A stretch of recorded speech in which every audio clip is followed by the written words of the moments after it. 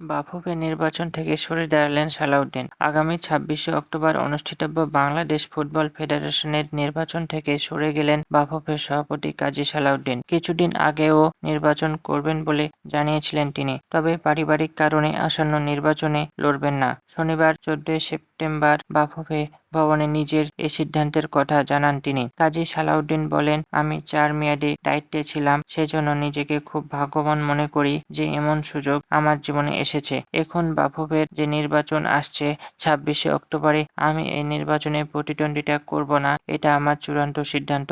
এটা জানানোর জন্য এসেছি। টানা ৪ বছর বাফুফের সভাপতি হিসেবে নির্বাচিত হন কাজী সালাউদ্দিন। এবারও নির্বাচন করার কথা জানিয়েছিলেন সাবেক এই ফুটবলার। সম্প্রতি অ্যাটলাস নামে একটি সংগঠন থেকে সালাউদ্দিনের পদত্যাগের দাবি করা হয়। সে সময় হুমকির মুখে পদত্যাগ করবেন না বলে জানান। ২০০৮ সালে প্রথমবারের মতো বাফুফের সভাপতি নির্বাচিত হন কাজী সালাউদ্দিন।